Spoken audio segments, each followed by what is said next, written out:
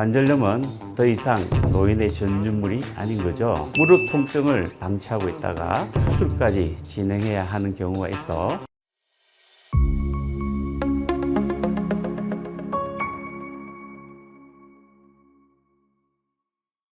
안녕하세요. 정형외과 전문의 김창우 원장입니다. 최근 저희 정동병원에 나이가 젊으신 분들이 무릎 통증을 호소하면서 내원하시는 케이스가 증가하고 있는데요. 그 중에는 관절염으로 통증을 호소하시는 분들이 많아지고 있습니다. 관절염은 더 이상 노인의 전유물이 아닌 거죠. 관절염 외에도 다양한 원인으로 무릎 통증을 호소하시는 분들이 많아지고 있는데 무릎 통증을 방치하고 있다가 수술까지 진행해야 하는 경우가 있어 통증이 발생하면 빠른 시일 내에 병원에 내원하셔서 관절 상태에 맞는 비수술적 치료 혹은 수술적 치료를 진행하시는 것이 중요합니다. 오늘은 저희 정동병원에서 진행하는 관절염 치료법에 대해 자세히 알려드리겠습니다.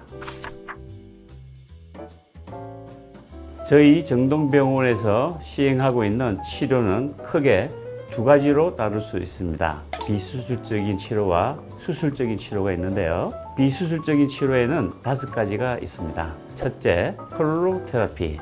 둘째, 연골 주사. 셋째, 물리치료. 넷째, 약물 복용. 다섯째, 스테로이드 주사가 있습니다. 그리고 수술적인 치료에도 5가지가 있습니다. 첫째, 미세천공술. 둘째, 자가 골연골 이식술. 셋째, 줄기세포 이식술. 넷째, 교정절골술. 다섯째, 인공관절 치환술. 이렇게 있습니다.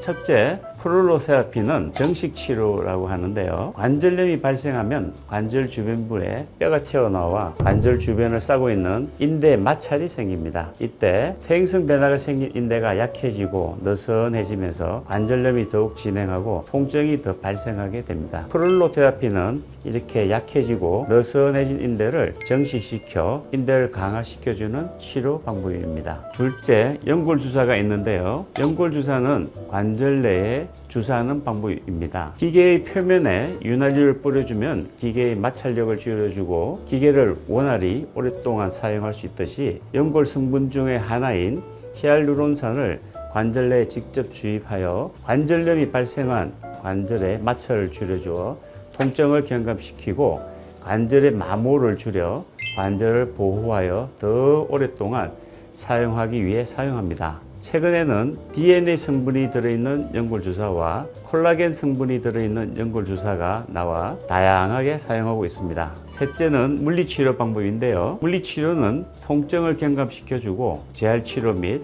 운동치료를 통해 관절의 강직 예방 및 근력 강화에 도움을 주는 치료법입니다. 넷째, 약물 치료가 있는데요. 약물을 사용하여 염증을 완화시키고 통증을 경감시키는 목적으로 사용합니다.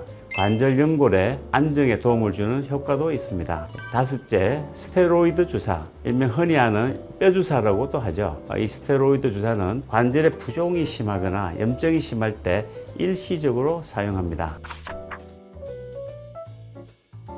스테로이드는 염증을 가라앉히는데 탁월한 효과가 있기 때문에 심한 염증이 있을 때 사용합니다. 그런데 스테로이드는 혈당을 상승시키고 과량 사용 시 연골 및 인대에 부정적인 영향을 미치기 때문에 주의하여 사용하여야 하며 남용하는 게 가장 문제이므로 전문가와 상의하여 사용하여야 합니다. 또한 스테로이드는 단백동화 호르몬으로 근육 생성에 영향을 미치므로 특히 운동선수들의 도핑 검사에 걸리기 때문에 운동선수들에게는 고지를 하고 사용을 결정하여야 합니다.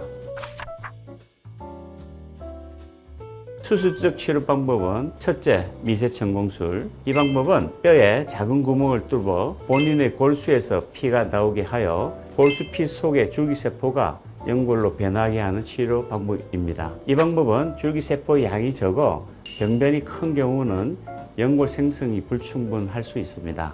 두 번째, 자가골연골 이식술이 있는데요. 이 방법은 본인의 무릎 관절 중 체중 부하를 받지 않는 관절면에 골연골을 같이 떼어내어 병변 부위에 이식해주는 방법으로 병변의 크기가 큰 경우는 이식을 충분히 하기 어려운 단점이 있습니다. 셋째, 줄기세포 이식술이 있는데요. 최근에는 줄기세포의 치료법이 다양해져 여러 가지 줄기세포를 사용하고 있습니다. 첫째, 본인의 갈비뼈에 연골을 채취하여 이 연골을 정식시켜 이식하는 방법인 카티라이프 방법이 있고요. 둘째, 제대열, 즉 태반에 있는 줄기세포를 뽑아내서 이식하는 카티스템 방법이 있습니다. 세 번째는 자가골수에서 줄기세포를 추출하여 이식하는 BMC 방법이 있습니다. 줄기세포 치료법의 장단점을 살펴보면 카티라이프는 관절염 3기, 4기 때 시행하는데 본인 갈비뼈의 연골을 떼어내어 연골을 정식 배양시킨 후 이식하는 방법으로 연골을 떼어낼 때 한 번, 또 이식할 때 한 번 이렇게 수술하므로 두 번의 수술을 해야 하는 단점이 있으나 연골로 이미 정식되어 있기 때문에 카티스템 방법보다 좀 더 일찍 보행할 수 있는 장점이 있습니다. 비용은 가장 비싼 편입니다. 카티스템 방법은 제대열, 즉 태반에 줄기세포를 이식하는 방법으로 연골로 변할 때까지 시간이 좀 필요합니다. 그래서 보행 때까지 시간이 6주 정도로 카티라이프보다 좀 더 긴 편입니다. 비용은 그래도 조금 비싼 편입니다. 자가 골수 추출 줄기세포 이식술은 관절염 2기나 3기 때 시행할 수 있고 이식 후에 바로 보행이 가능합니다. 비용은 세 가지 중에 가장 저렴합니다. 줄기세포 치료법은 본인의 관절 상태를 확인 후 가장 적합한 방법을 찾아야 하므로 MRI 검사 후 전문가와 상의하시는 게 좋겠습니다. 넷째, 교정절골술이 있는데요. 한쪽으로 관절염이 진행되어 무릎이 오다리 모양으로 이렇게 변한 경우 교정절골술을 시행할 수 있습니다. 이 방법은 연골을 재생시키는 방법이 아니고 관절염이 발생하지 않는 쪽으로 교정을 해서 관절염이 생긴 부위에 체중이 적게 가게 해서 통증을 경감시켜주는 방법입니다. 이때 줄기세포 이식술을 동시에 시행하기도 합니다. 다섯 번째, 인공관절 치환술이 있습니다. 관절염이 아주 진행되어 말기 때 시행하는 방법으로 관절이 모두 닳아 재생치료가 불가능할 때 관절염이 생긴 부위를 깎아내고 인공관절로 관절면을 씌워주는 방법입니다.